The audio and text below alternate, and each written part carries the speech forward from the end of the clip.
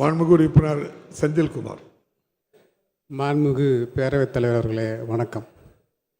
கள்ளக்குறிச்சி மாவட்ட கள்ளக்குறிச்சி தொகுதிக்குட்பட்ட நகராட்சி பகுதியில் கிட்டத்தட்ட 50,000 வாக்காளர்கள் கொண்ட பகுதி அது.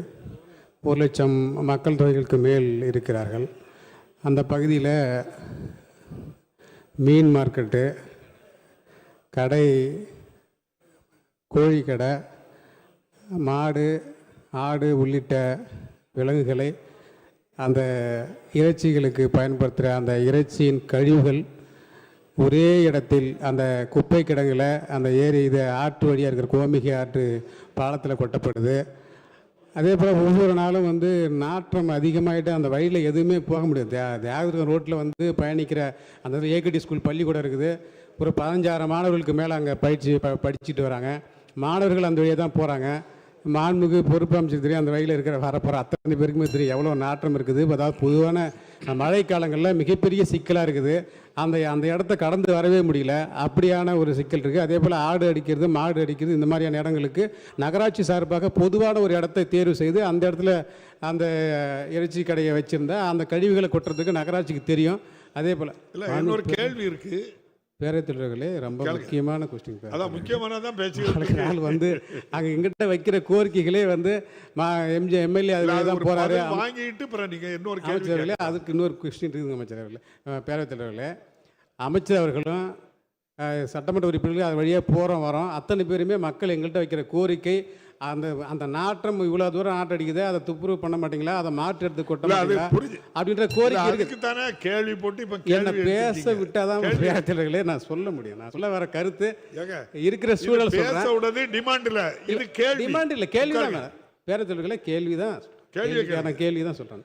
இருக்கிற மக்கள் தொகை நெருக்கடி காரணத்தினால ஒவ்வொரு நாளும் அங்கே அசுத்தம் அதிகமாக இருக்குது. அதுபோல் ட்ரைனேஜில் இருக்கிற கழிவுகளை அள்ளும் போது அதை கொட்டுறதுக்கு இடம் இல்லை. அங்கே இருக்கிற கழிவுகள் நாளுக்கு நாள் அங்கே வேறு வழியே இல்லை. நீ எத்தனை நாள் இப்போ இந்த ஒரு வாரம் இப்போ சட்டம் நடக்கிறதால அங்கே கூட்டி சுத்தப்படுத்தி பராமரித்து வச்சுருக்காங்க. திருப்பம் அது பழையபடி அதே நிலைக்கு தான் போவோம். அங்கே இருக்கிற நாற்றத்தை போகிறதால கழிவுகளை கொட்டுறதுக்கு பொதுவான ஒரு இடத்தை ஏற்படுது. என்ன கேள்வி? உங்களுக்கு ஒரு புதிய இடம் குப்பை கொட்டுறதுக்கு கேட்டிருக்கீங்க, அமைச்சர் பதில வாங்கிடுங்க. மாண்புமிகு அமைச்சர் பதில் சொல்லுங்க. மாண்புமிகு பேரவைத் தலைவர் அவர்களே, கள்ளக்குறிச்சி நகராட்சி 15.87 சதுர கிலோமீட்டர் பரப்பளவு கொண்ட 21 வார்டுகளை கொண்டதாகும். கள்ளக்குறிச்சி நகராட்சி எல்லைக்கு உட்பட்ட பகுதிகளில் மக்கும் கழிவுகள் 12 மெட்ரிக் டன்னும் மக்காத கழிவுகள் 6.96 மெட்ரிக் டன் என மொத்தம் 18.96 மெட்ரிக் டன் கழிவுகள் சேகரமாகின்றன. கள்ளக்குறிச்சி நகராட்சியில் 4 மெட்ரிக் டன் கொள்ளளவு கொண்ட 3 எண்ணிக்கையிலான கம்போஸ்ட் மையங்கள் உள்ளன. கள்ளக்குறிச்சி நகரத்தில் தினமும் சேகரமாகும் கழிவுகள் 3 மைக்ரோ கம்போஸ்ட் மையங்களுக்கு கொண்டு செல்லப்பட்டு அங்கு மக்கும் கழிவுகளை இயற்கை உரமாக மாற்றும் செயல்முறையில் நடைபெற்று வருகிறது. அவ்வாறு உரமாகும் இயற்கை உரங்கள் இலவசமாக விவசாய பயன்பாட்டுக்கு வழங்கப்பட்டு வருகிறது. மேலும் மக்காத கழிவுகள் தரம் பிரிக்கப்பட்டு வகைப்படுத்தி மறுசுழற்சி செய்ய ஏதுவாக நகராட்சியில் அமைந்துள்ள 4 மெட்ரிக் டன் கொள்ளளவு கொண்ட ஒரு மறுசுழற்சி மையத்திற்கு கொண்டு செல்லப்பட்டு அங்கு முறையாக தரம் பிரிக்கப்பட்டு மறுசுழற்சி செய்யப்படுகிறது. இதர பிளாஸ்டிக் கழிவுகள் தேக்கமின்றி உடனுக்குடன் சிமெண்ட் ஆலைக்கு அனுப்பப்படுகிறது. இதுதான் டிபார்ட்மெண்ட்லேருந்து கொடுத்த கொஸ்டின். அங்கே ஏற்கனவே ஒரு 4 ஏக்கரில் குப்பைகளை கொட்டி அதை தரம் பிரித்து கொண்டிருக்கிறார்கள் பயோமைனிங் முறையில். எனவே இனி சேகரிக்கிற குப்பைகளையும் அங்கே கொண்டு கொட்ட வேண்டும் என்று அப்படி ஒரு சில பேர் சொன்னார்கள். நான் தான் சொன்னேன், மாவட்ட ஆட்சியருடன் கேளுங்கள், நமது அரசுக்கு சொந்தமான இடம் இருந்தால் நகரத்தை விட்டு கொஞ்சம் அப்பால் தள்ளி கொண்டு குப்பைகளை கொட்டலாம் என்று. அதற்காக முறைப்படி மாவட்ட ஆட்சித்தலைவருக்கு கடிதம் எழுதப்பட்டிருக்கிறது. மாவட்ட ஆட்சித்தலைவர் இடம் கையகப்படுத்தி கொடுத்தால் அந்த இடத்திற்கு போகப்படும். இல்லை, மாவட்ட ஆட்சித்தலைவர் இடம் கொடுக்க முடியவில்லை என்று சொன்னால் நாங்கள் நம்முடைய இலாக்காவின் சார்பாகவே ஒரு ஊரை விட்டு தள்ளி 1 கிலோமீட்டர் 2 கிலோமீட்டர் தள்ளி ஒரு இடத்தை விலைக்கு வாங்குவதற்காக உள்ள ஏற்பாடுகள் செய்யப்பட்டிருக்கிறது. அதற்கான அனுமதியை நாம் முதலமைச்சரிடம் பெற்று அதற்கு அந்த ஏற்பாடு செய்யப்படும். குப்பைகளை உடனுக்குடன் அகற்றுவதற்குரிய உத்தரவுகள் தரப்பட்டிருக்கிறது. ஏற்கனவே இருக்கிற குப்பைகளை விரைவாக விகற்றி தருபடி அறிக்கை கொடுக்கப்பட்டிருக்கிறது. எனவே மாண்புமிகு உறுப்பினர்கள் சொன்னதை அறிந்தோம், நிச்சயமாக அதை சரி செய்து கொடுக்கலாம். மாண்புமிகு உறுப்பினர் செந்தில்குமார். மாண்புமிகு பேரவைத் தலைவர்களே, அந்த நடவடிக்கைக்கு அது தொடர்ச்சியாக அந்த மாதிரி நடவடிக்கை எடுக்குமா கேட்டுக்கொள்கிறேன். அதேபோல் துப்புரவு பணியாளர்கள் வந்து குறைவாக இருக்கிறார்கள், அதையும் சேர்த்து பணியாளர்களை கூட்டி தருமாறு கேட்டுக்கொள்கிறேன். அதேபோல் மாண்பு பெரிய பேரவைத் தலைவர்களே, கள்ளக்குறிச்சி பகுதியில் பூத்தாங்கல் ஏரின்னு சொல்லிட்டு ஒரு ஏரி, அது இப்போ பீத்தாங்கல் ஏரியாவே மாறி போச்சு.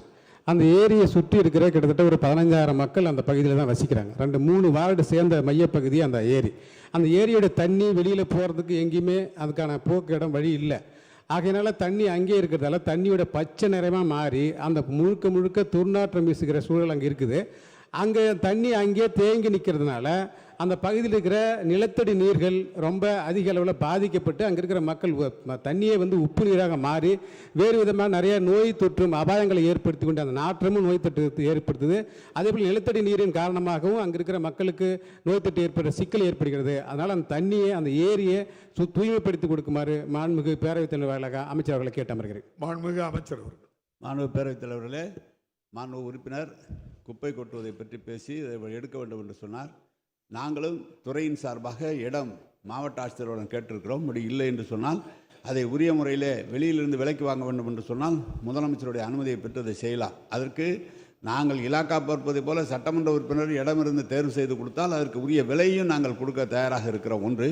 ரெண்டாவது, மாண்பு முதலமைச்சர் இந்த ஆண்டு துறையிலே நகர்ப்புறத்தில் அமைந்திருக்கின்ற ஏரிகளை அந்த ஏரிகளை ஆழப்படுத்தி அகலப்படுத்தி கரையை பலப்படுத்தி நடைபாதை அமைப்பதற்குரிய இடம் அந்த உத்தரவெல்லாம் தந்திருக்கிறார். அதுக்கு நிதியும் ஒதுக்கி தந்திருக்கிறார்கள். கள்ளக்குறிச்சியை ஆய்வு செய்து அந்த ஏரியை எப்படி செய்ய முடியும் என்பதை ஆராயலாம். முதலில் விரிவான திட்டறிக்கை வேண்டும். மேலும் நீங்களே சொல்கிறீங்க ஏரியை சுற்றி 15,000 குடும்பம் இருக்குன்னு, அப்புறம் அதை காலி பண்ணால் அது ஒரு பிரச்சனை வரும், நீங்கள் காலி பண்ணக்கூடாதுலாம் சொல்லுவீங்க. இதெல்லாம் இருக்குது, ஆராய்ந்து அதை பற்றி முடிவு செய்யலாம்.